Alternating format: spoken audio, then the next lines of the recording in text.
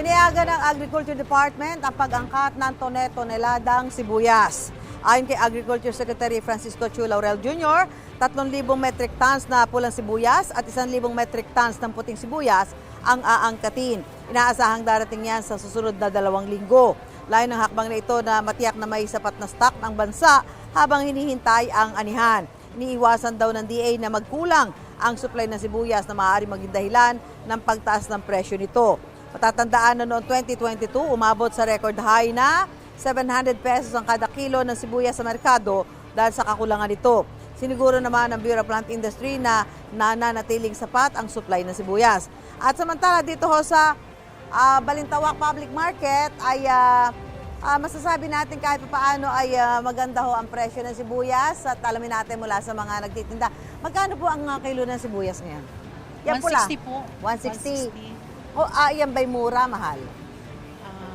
Mahal sa ngayon. Mahal. sa ngayon. Dahil magkano ba dati? 130 pa. 115. 115. So mataas siya talaga kung kukumpara sa dating presyo. Opo. So tingin niyo ho ba, yung kung mag-aangkat, kasi may inaprubahan ng pag-aangkat ng sibuyas, ano magiging epekto nito doon sa benta niyo nitong mga lokal?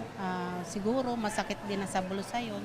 Hindi, paano, yung ba magiging halimbawa, dumating na yung mga imported, ano magiging epekto niya sa mga binebenta niyong lokal? Tutumal po. Tutumal. Bakit po?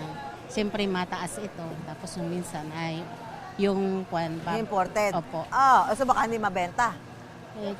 Nabibili naman po kahit papaano, kahit mataas. Kaya lang tutumal. Opo. So tingin niyo ba paano? Tama ba na nag-aangkat tayo habang hinihintay ang anihan o okay na yan kung ano yung meron tayo ngayon? Ano lang po kasi minsan walang dating yun. Ito ang ano nila, kinukuha nila.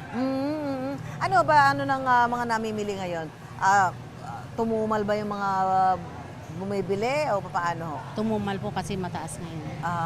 At kung magkano pag bumibili, hindi na yung maramihan? Opo. Yung bumibili ng 10, palima-lima na lang po.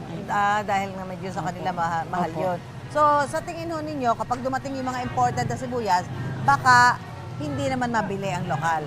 Siguro nga po. Dahil baka kung mas mura sila. Opo, mas so mura. ano magandang gawin daw ng DA? Kung halimbawa talaga hindi maiiwasang umangkat para ho pareho mabili ang lokal at imported? Pareho ang presyo? Parehos lang ang presyo.